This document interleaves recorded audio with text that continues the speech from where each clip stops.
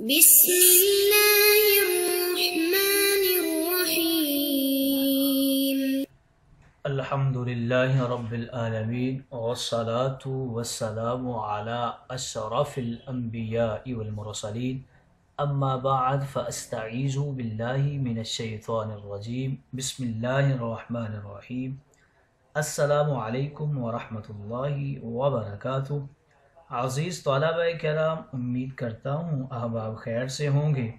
انشاءاللہ آج ہم تفسیر جلالین کے درس نمبر 263 میں سپارہ نمبر 19 سے سورہ شعراء کی منتخب کردہ آیات 69 سے لے کر 71 تک پڑھنے کی سعادت حاصل کریں گے، جن میں کلام باری تعالی و کلام مفسر کا ترجمہ ہوگا۔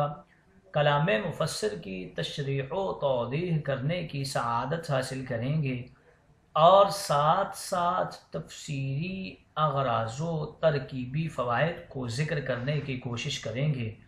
تو آئیے طلبہ کرام بلا تاخیر بڑھتے ہیں اپنے آج کے درس کی طرف۔ رب تعالی نے ارشاد فرمایا، بسم اللہ الرحمن الرحیم، وَاتْلُ عَلَيْهِمْ نَبَأَ ابراہیم، اور کفار مکہ کو ابراہیم علیہ السلام کا واقعہ بھی سنائیے۔ اذ قال لأبیہ، نبأ ابراہیم سے بدل الاجتمال ہے، جبکہ ابراہیم علیہ السلام نے اپنے والد صاحب اور اپنی قوم سے کہا، ما تعبدون، کس چیز کی تم بندگی کرتے ہو؟ قالوا نعبد اسناما، انہوں نے کہا بتوں کی بندگی کرتے ہیں۔ فعل کی صراحت کی تاکہ اس پر فنظل لها عاکفین کا عطف کر سکیں۔ فنظل لها عاکفین، ہم تو دن بھر ان کی عبادت میں مشغول رہتے ہیں، یعنی نقیم نہارا علی عبادتها زادوه فی الجواب افتخارا به، ہم پابندی سے دن بھر ان کی عبادت کرتے ہیں۔ انہوں نے جواب میں فنظلوا کا اضافہ یعنی بتوں کی عبادت پر فخر کے طور پر کیا۔ آئیے طلبہ کرام ترجمہ کے بعد بڑھتے ہیں آج کے درس کی تشریح و توضیح کی طرف۔ یہاں سے بیان کر رہے ہیں اس سورہ مقدسہ میں جو انبیاء علیہ السلام کے قصص بیان کیے گئے ہیں، ان میں سے یہ دوسرا قصہ جس میں سیدنا ابراہیم علیہ السلام کا ذکر ہے اور ان واقعات کا جو انہیں اپنی قوم کو تبلیغ کرنے کے سلسلہ میں پیش آئے تھے۔ اس سورت کی ابتدا میں یہ ذکر فرمایا تھا کہ ہمارے نبی سیدنا محمد کو تبلیغ میں بے انتہا کوشش کرنے کے باوجود کفار مکہ ایمان نہ لانے سے آپ بے حد رنج اور صدمہ میں ہوا کرتے تھے۔ لعلک باخع نفسک الا یکونوا مؤمنین، لگتا ہے کہ آپ ان کے ایمان نہ لانے کی وجہ سے اپنی جان دے دیں گے۔ تو اس صورت میں آپ کو تسلی دینے کے لیے پہلے موسیٰ و فرعون کا قصہ ذکر کیا گیا کہ حضرت موسیٰ نے کئی سالوں تک فرعون کو تبلیغ کی اور بڑے بڑے معجزات دکھائے، اس کے باوجود فرعون کی قوم سے صرف 3 نفر مسلمان ہوئے، تاکہ نبی کریم کو یہ معلوم ہو کہ آپ کے ساتھ جو سانحہ پیش آیا وہ کوئی نیا نہیں۔ حضرت موسیٰ بھی اسی صدمہ سے دوچار ہو چکے ہیں۔ پھر بھی آپ کی مزید تسلی کے لیے حضرت ابراہیم کا قصہ ذکر کیا کہ تبلیغ دین کی خاطر خواہ اثرات مرتب نہ ہونے میں حضرت ابراہیم کو بھی ان حالات کا سامنا کرنا پڑا کہ انہوں نے اپنے عرفی باپ آزر کو اور اپنی قوم کو بتوں کی عبادت کرنے پر دوزخ کے عذاب سے ڈرایا، لیکن ان میں سے بہت کم لوگ ایمان لے آئے۔ ان آیات میں حضرت ابراہیم کی انہی تبلیغی کاوشوں کا بیان فرمایا ہے۔ گویا آیت مقدسہ میں فرمایا کہ ان کے سامنے ابراہیم کی خبر بھی تلاوت کیجئے۔ تلاوت کا معنی ہے ایک کے بعد دوسرے جملے کو پے در پے پڑھنا، اور قراءت کا معنی ہے مطلقاً پڑھنا۔ چونکہ مشرکین مکہ یہ دعویٰ کرتے تھے کہ وہ ابراہیم علیہ السلام کی نسل سے ہیں، اور ابراہیم ان کے جد امجد ہیں، تو گویا رب تعالیٰ نے محبوب کو حکم دیا کہ محبوب ان کے جد امجد کی بات انہیں سنائیے، قصہ سنائیے۔ یہ دعویٰ تو یہ کرتے ہیں کہ یہ حضرت ابراہیم کی نسل سے ہیں، اور حضرت ابراہیم تو بت شکن تھے، اور انہوں نے اپنی قوم کو کس طرح بت پرستی سے روکنے کے لیے تبلیغیں کی۔ یہ دعویٰ بھی یہ کرتے ہیں کہ ابراہیم النسل ہیں اور خود بت پرستی کرتے ہیں اور بتوں کی پوجا کرتے ہیں۔ تو اس لیے حضور علیہ السلام کو حکم دیا گیا کہ انہیں ابراہیم کا قصہ سنائیے۔ اذ قال لأبیہ وقومہ ما تعبدون، جب انہوں نے اپنے عرفی باپ اور اس کی قوم سے کہا تم کس کی عبادت کرتے ہو۔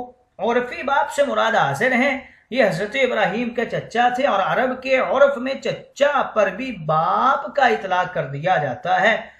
قوم کا معنی بیان کرتے ہوئے علامہ راغب اصفہانی لکھتے ہیں قوم اصل میں صرف مردوں کی جماعت کو کہتے ہیں جس میں عورتیں نہ ہوں۔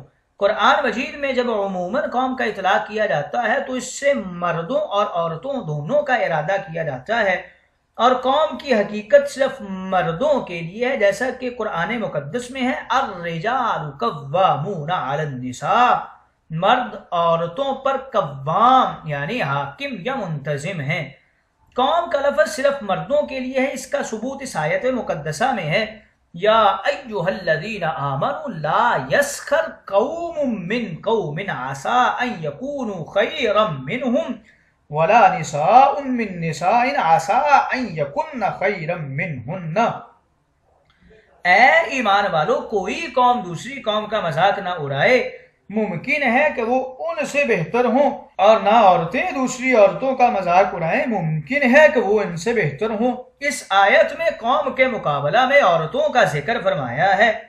اس سے معلوم ہوا کہ اس آیت میں قوم سے مراد مرد ہیں، لیکن قرآن مجید میں بالعموم قوم کا لفظ مرد و عورت دونوں کے لیے آتا ہے، جیسے ہر نبی نے کہا یا قوم، اس سے مردوں اور عورتوں کی جماعت مراد ہے۔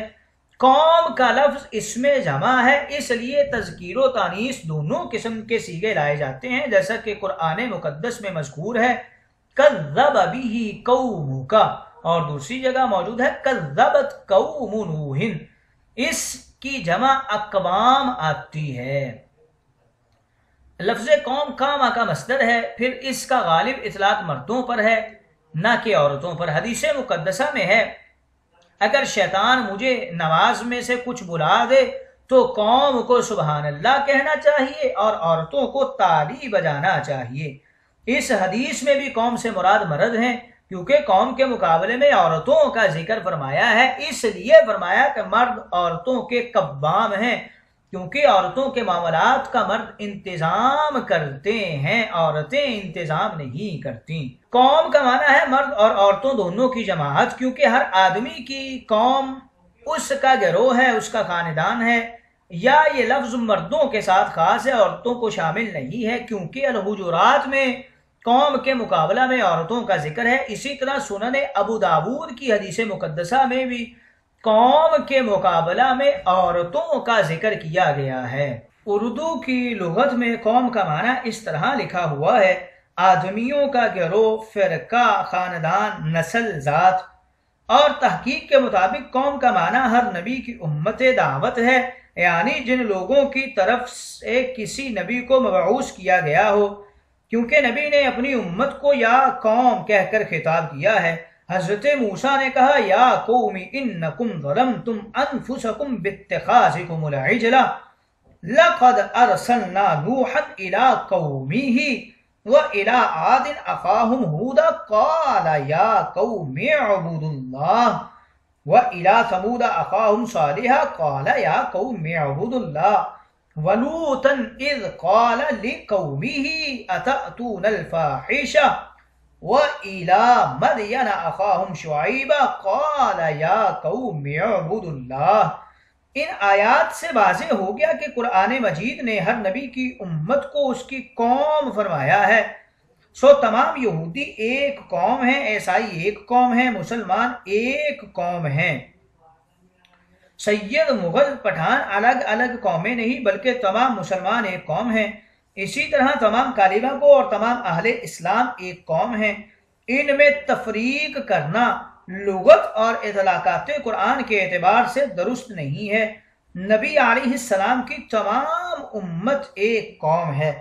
شیخ حسین احمد مدنی کے درمیان یہ بحث تھی کہ قوم وطن سے بنتی ہے یا قوم دین سے بنتی ہے۔ شیخ حسین احمد مدنی یہ کہتے ہیں کہ قوم وطن سے بنتی ہے اور ایک ملک میں رہنے والے ایک قوم ہیں، لہٰذا ہندو اور مسلمان چونکہ ایک ملک میں رہتے ہیں اس لیے وہ سب ایک قوم ہیں، لہٰذا انگریز سے آزادی حاصل کرنے کے بعد ملک کو مذہب کی بنیاد پر تقسیم کرنا صحیح نہیں ہے۔ لیکن علامہ محمد اقبال کا نظریہ یہ تھا کہ قوم دین سے بنتی ہے۔ اگر قوم وطن سے بنتی تو نبی کریم مکہ سے مدینہ کی طرف ہجرت نہ کرتے، آپ نے دین اسلام کی خاطر اپنا وطن چھوڑا، اور جب قوم دین سے بنتی ہے تو ہندوؤں اور مسلمانوں کا دین الگ الگ ہے، لہٰذا یہ ایک قوم نہیں بلکہ الگ الگ اقوام ہیں۔ قالوا نعبد اصناما فنظل لها عاکفین، جب پوچھا گیا کہ کس کی عبادت کرتے ہو تو انہوں نے کہا ہم اصنام کی عبادت کرتے ہیں، سو ہم انہی کے لیے دن بھر معتکف رہتے ہیں۔ اصنام کے حوالے سے بتا رہے ہیں کہ یہ صنم کی جمع ہے۔ صنم کا معنی بیان کرتے ہوئے علامہ راغب اصفہانی لکھتے ہیں صنم اس مجسمہ کو کہتے ہیں جو چاندی یا پیتل یا لکڑی سے بنایا گیا ہو۔ کفار اللہ تعالیٰ کا تقرب حاصل کرنے کے لیے ان کی عبادت کرتے تھے۔ وَإِذْ قَالَ إِبْرَاهِيمُ لِأَبِيهِ آذَرَ أَتَتَّخِذُ أَصْنَامًا آلِهَةً، اور جب ابراہیم نے اپنے عرفی باپ آزر سے کہا تم ان بتوں کی کیوں عبادت کرتے ہو، بعض نے کہا وہ ہر چیز جس کی اللہ کو چھوڑ کر پرستش کی جائے وہ صنم ہے، بلکہ ہر وہ چیز جس میں مشغولیت الہ سے غافل ہونا ہو وہ صنم ہے۔ اور انہوں نے اگلی بات یہ کی کہ ہم دن بھر ان کے لیے معتکف رہتے ہیں۔ المعکوف کا معنی ہے کسی چیز کی تعظیم کی نیت سے اس کی طرف متوجہ ہونا اور اس کے پاس لازم رہنا، اور شریعت میں اعتکاف کا معنی ہے اللہ کا تقرب حاصل کرنے کی نیت سے اپنے آپ کو مسجد میں ٹھہرا لینا۔ کفار بتوں کی تعظیم کے لیے بتوں کے پاس جم کر بیٹھ جاتے تھے۔ نزلو کے حوالے سے بتا رہے ہیں ذل سے بنا ہے، اس کا معنی ہے دن بھر کسی کام میں مصروف رہنا۔ وہ جو بتوں کی عبادت کرتے تھے وہ دن کے ساتھ خاص نہیں تھی بلکہ وہ دن رات ان کی عبادت میں مشغول رہتے تھے، اس لیے اس کا معنی ہے ہم ہمیشہ ان کے پاس ٹھہرے اور جمے رہتے ہیں۔ جب حضرت ابراہیم نے ان سے پوچھا کہ تم کس کی عبادت کرتے ہو تو انہوں نے بڑے فخر سے بتایا کہ ہم بتوں کی عبادت میں جمے رہتے ہیں۔ حضرت اسماعیل حقی فرماتے ہیں کہ حضرت ابراہیم اپنی والدہ کے بطن سے غار میں پیدا ہوئے تھے۔ جب وہ بڑے ہوئے تو غار سے نکلے اور شہر میں داخل ہوئے۔ انہوں نے چاہا کہ یہ جان سکیں کہ شہر والے کس دین پر ہیں۔ اسی طرح عقل مندوں کو چاہیے کہ جب وہ کسی نئے شہر میں داخل ہوں تو وہاں کے لوگوں کا مذہب معلوم کریں۔ اگر ان کا مذہب صحیح ہو تو ان کی موافقت کریں اور اگر ان کا مذہب باطل ہو تو ان کا رد کریں۔ جب حضرت ابراہیم نے شہر والوں سے پوچھا کہ تم کس کی عبادت کرتے ہو تو انہوں نے کہا ہم بتوں کی عبادت کرتے ہیں، انہی کے لیے دن بھر معتکف رہتے ہیں۔ تب حضرت ابراہیم نے ان کے رد کرنے کا ارادہ فرما لیا تھا۔ آئیے طلبہ کرام تشریح و توضیح کے بعد بڑھتے ہیں ترکیب و تفسیری فوائد و اغراض کی طرف۔ وَاتْلُ عَلَيْهِمْ نَبَأَ ابراہیم، اس میں واو عاطفہ ہے جو ما سبق وذکر مقدر پر اس کا عطف ہے، اور جو اذ نادا ربک موسیٰ میں عامل ہے یہ عطف قصہ علی القصہ ہے۔ اذ قال لأبیہ وقومہ ما تعبدون کے حوالے سے بتا رہے ہیں نبأ ابراہیم سے بدل منفصل عن المجمل ہے، صرحوا بالفعل لیعطفوا علیہ، اس عبارت کے اضافہ کا مقصد ایک اعتراض کا جواب ہے۔ اعتراض یہ ہے کہ ما تعبدون کے جواب میں قیاس کا تقاضا یہ تھا کہ فقط اصنامن کہتے۔ اللہ تعالیٰ کے قول وَيَسْأَلُونَكَ مَا لَا يُنْفِقُونَ قُلِ الْعَفْوَ میں اس لیے کہ جب سوال میں فعل مذکور ہوتا ہے تو جواب میں فعل کو ذکر کرنے کی ضرورت نہیں ہوتی۔ جواب یہ ہے کہ فعل نعبدو ذکر کرنے کی ضرورت اس لیے پیش آئی کہ فَنَزَلُّوا لَهَا عَاكِفِينَ کا عطف درست ہو جائے، ورنہ فعل کا عطف اسم پر لازم ہوتا۔ نقیم نہارن بتا رہے ہیں کہ یہ نزلو کے معنی میں ہے، کہ معنی کا بیان ہے، اور رہی یہ بات کہ فَنَزَلُّوا لَهَا عَاكِفِينَ کہنے کی کیا ضرورت پیش آئی، تو اس کا جواب یہ ہے چونکہ مشرکوں کو بتوں کی عبادت پر فخر تھا اور وہ اس کو معیوب سمجھنے یا اس پر نادم ہونے کی بجائے اس پر فخر کرتے تھے، اس لیے انہوں نے فَنَزَلُّوا لَهَا عَاكِفِينَ کہا کہ ہم تو دن بھر یعنی ہما وقت ان کے سامنے جھکے رہتے ہیں اور یہ ہمارے لیے باعث فخر ہے نہ کہ باعث ندامت ہے۔